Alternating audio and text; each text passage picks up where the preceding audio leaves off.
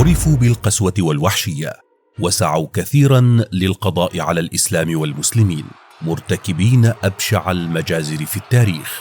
لكن أغرب ما في تاريخهم أن سلالتهم انتهت وهم مسلمون، بل وساهموا في نشر الإسلام.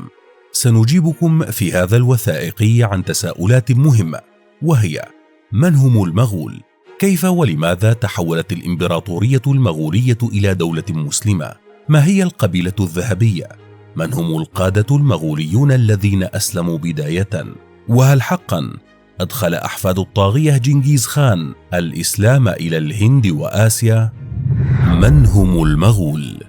يعود أصل المغول إلى الشمال الأقصى للصين، وكانوا على شكل قبائل متعددة الديانات، فلا يعرف لهم دين ثابت أو شعائر محددة، إذ يعبدون الشمس تارة والأوثان تارة أخرى، وهكذا، حتى أنهم لفترات من الزمن كانوا يتبعون أكثر من ديانة في الوقت نفسه، وكانت أبرز دياناتهم الشامانية. وفي بدايات القرن الثالث عشر ظهر للمغول قائد امتلك قدرات سياسية وعسكرية كبيرة، استطاع توحيد المغول والتتار والترك والإيغور وغيرهم في جيش واحد تحت إمرته، وهو جنكيز خان، الذي وضع قوانين جديدة صارمة للمغول بعد أن ضمهم ليكونوا تحت سلطة إمبراطوريته، واستطاع السيطرة عام 1206 على كامل منغوليا. وفي ذلك الوقت كان المسلمون قد توسعوا في قارة آسيا تحت راية علاء الدين محمد الخوارزمي، الملقب بمحمد شاه خوارزم، والذي وصلت سيطرة دولته التي كانت تسمى الدولة الخوارزمية إلى أفغانستان ثم سمرقند. وعام 1219 أعلن جنكيز خان حملة شعواء على الدولة الخوارزمية، بدأ فيها المغول في تدمير بلاد المسلمين مرتكبين أبشع المجازر، حتى وفاة جنكيز خان عام 1227، تاركا إمبراطورية تفوق الإمبراطورية الرومانية ب4 أضعاف، وزعها قبل أن يموت على 4 من أولاده، مقسما إياها ل4 مراكز، وأولاده هم جغطاي خان وجوشي خان وتولي خان وأقطاي خان. وتبدأ قصة إسلام المغول بحفيده بيرك خان ابن جوشي خان، زعيم ما تسمى القبيلة الذهبية. ما هي القبيلة الذهبية؟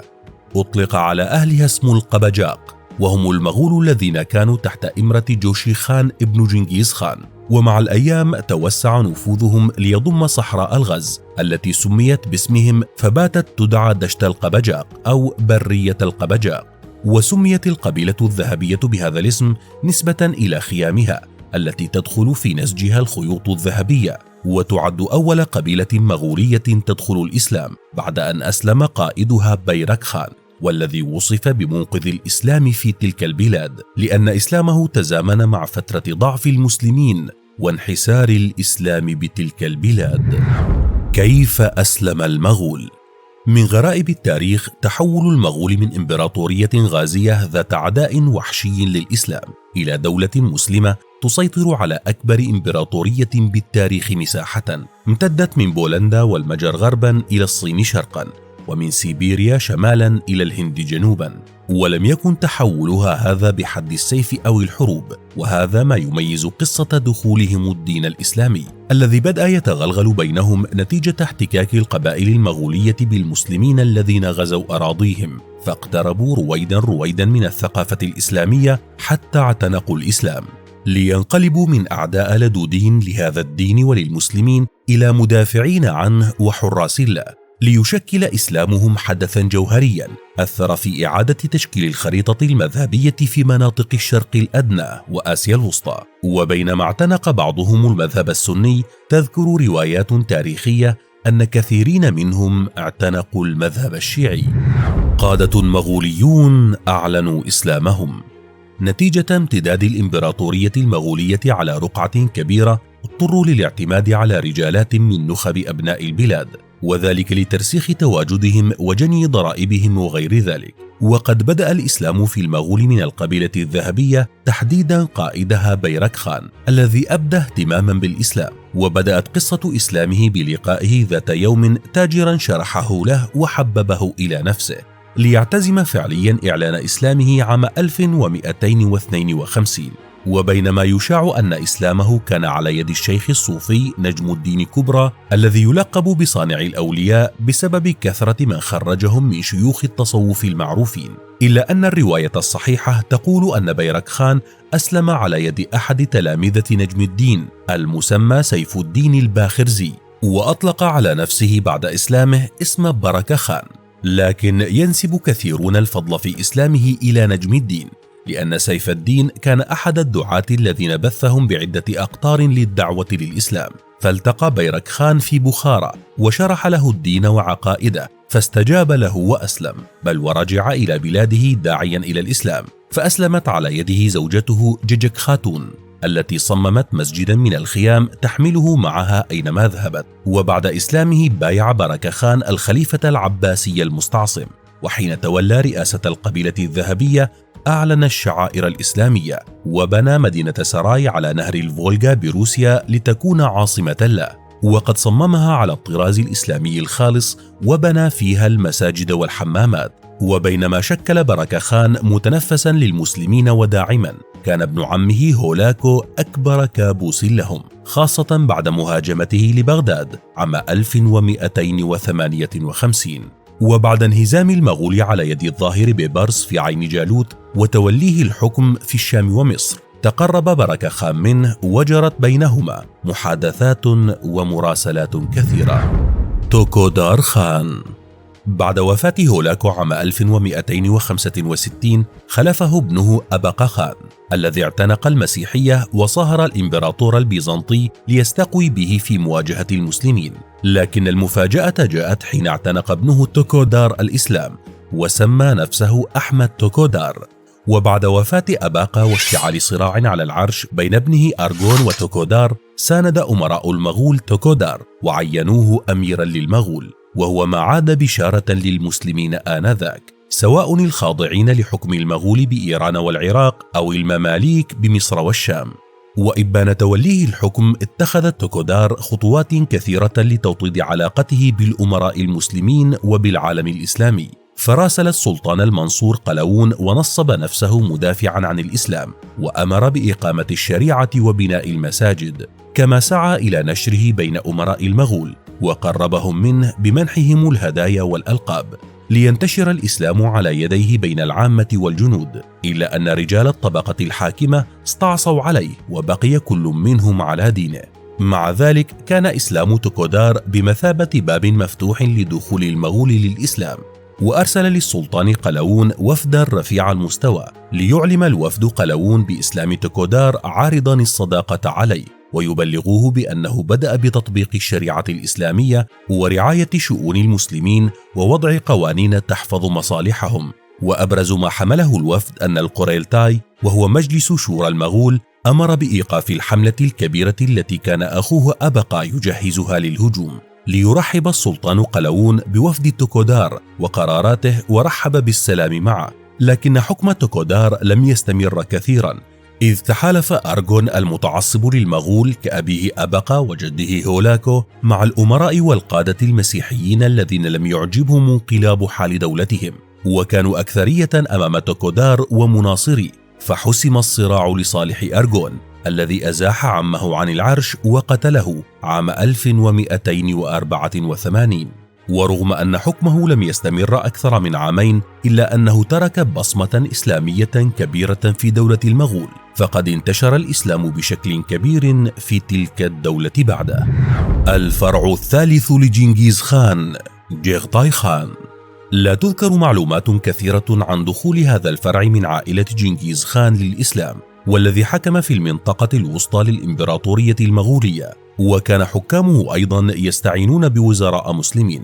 ورغم أن المؤرخين يؤكدون أن جغتاي كان عدوا لدودا للمسلمين، ويعود دخول الإسلام إلى هذا الفرع إلى زوجة حفيد جغتاي خان التي حرصت على تربية ابنها على تعاليم الإسلام، ليشب ويستلم الحكم عام 1264، إلا أنه خلع مباشرة. وفي هذا الفرع انتشر الإسلام مع مطلع القرن الرابع عشر بإسلام الطرماشيرين، كما أسلمت من هذا الفرع مملكة صغيرة تسمى كاشغار بإسلام ملكها تغلق تيمور خان على يد رجل دين من مدينة بخارى يسمى أرشد الدين. أوقتاي خان. بدأ تسرب الإسلام إلى هذا الفرع من إمبراطورية المغول بحسب المؤرخين في عهد أوقتاي خان بين عامي 1229 و 1241 بإسلام بوذي كان قد عينه المغول حاكما على بلاد فارس يدعى كاغوز. كذلك ظهر المغولي أنيندا حفيد قوبيلاء كمسلم متحمس ساهم في دخول غالبية أهل تانغوت بالإسلام، ورغم أن تيمور خان استدعاه إلى بلاطه وحاول رده إلى البوذية وعمد إلى حبسه، إلا أنه تمسك بدينه الجديد. هل أسلم هولاكو؟ ذكرت قصة عن اعتناق هولاكو نفسه للإسلام عام 1256 حين استولى على قلعة آلموت شمال إيران، فقتل الحشاشين الذين كانوا يعتنقون التشيع بفرعه الإسماعيلي، وأبقى على حياة عالم شيعي واحد هو أبو جعفر نصير الدين الطوسي، الذي صحبه في غزوه لبغداد وقربه منه وجعله شخصا ذا مكانة عالية عند هولاكو. وذكرت روايات أنه تمكن من إقناع هولاكو باعتناق الإسلام حين رغب في الزواج من أميرة مسلمة، فأخبره بأنه لا يستطيع ذلك إلا إذا أسلم ونطق الشهادتين، ليستجيب له حفيد جنكيز خان ويعلن إسلامه. لكن الإمام شمس الدين الذهبي يعلق في كتابه تاريخ الإسلام على هذه الرواية بأن هولاكو أسلم بلسانه فقط ولم يدخل الإسلام قلبه. غازان خان أول مغولي يجعل الإسلام دينا للدولة. عام 1295 اعتنق الإسلام الأمير غازان بن أرغون حفيد هولاكو، وبحسب المصادر فإن غازان أسلم على يد وزيره رشيد الدين فضل الله الهمذاني العالم الفارسي المعروف برشيد الدين الطبيب، وبعد إسلامه تسمى باسم محمود، وغير اسم أخيه أولجايتو إلى محمد. وبعد إسلامه تشكلت له قاعدة شعبية كبيرة، ويقال إنه كان السبب في اعتناق 100,000 شخص للإسلام، وهو من قادة المغول الذين لم يكن إسلامهم صوريا. وبعد إسلامه سمى نفسه بمحمود، وحرص على نشر دينه ليس فقط بين أهله وأسرته، بل جعله الدين الرسمي للدولة الإليخانية.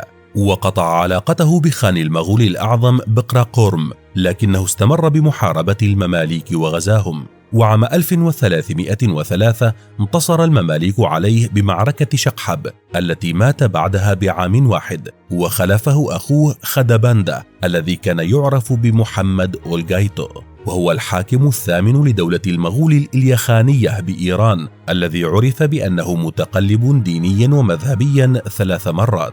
فعند ولادته عمدته أمه وسمته نيقولا، ثم اعتنق الإسلام على يد أخيه غازان خان واتبع المذهب الحنفي وسمي خدبندة أي عبد الله.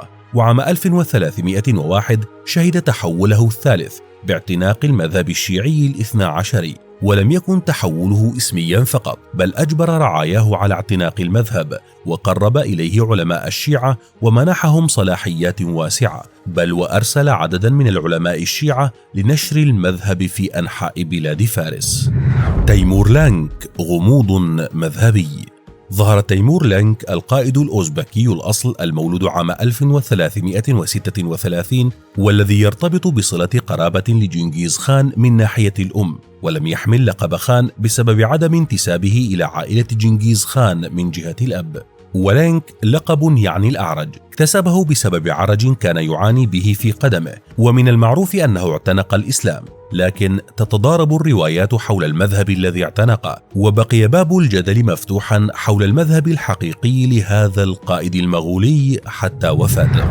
دخول الإسلام إلى الهند. أثناء حكم عمر شيخ ميرزا حاكما لإقليم فرغانة، وهو جزء من إمبراطورية المغول التيمورية وسط آسيا، ولد ظهير الدين محمد الملقب بابر ويعني النمر، ولم يكن يتجاوز 11 من عمره حين مات والده. وظهير الدين أيضا كان من نسل جنكيز خان من جهة والدته، ومن جهة والده كان من نسل تيمور لانك. وما أن شب واشتد عوده بدأت مملكته بالتوسع، وحولها من إمارة صغيرة إلى إمبراطورية كبيرة، وتطلع بابر إلى الهند الكبرى، واستطاع الانتصار على قائدها بالمعركة المعروفة باسم معركة بانيبات الضخمة، والتي وضع بابر بعد انتصاره فيها نواة دولة المغول الإسلامية بالهند. وتميز بإدراكه لطبيعة الهند وتنوعها الثقافي والديني.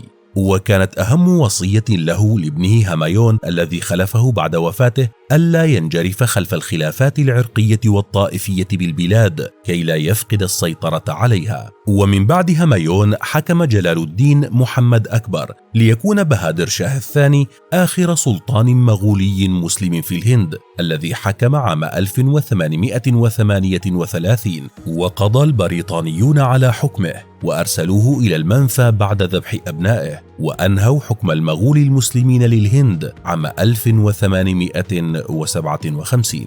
وبموت بهادر شاه في منفاه عام 1862 انتهت سلالة المغول بعد أن حكمت الهند لما يقرب 300 عام. وتبدو المفارقة واضحة في هذه السلالة، أنها بدأت من نسل طاغية دموي روع المسلمين وارتكب فيهم أبشع المجازر، وانتهت بأحفاده الذين اعتنقوا الإسلام ودافعوا عنه، بل ونشروه في آسيا والهند.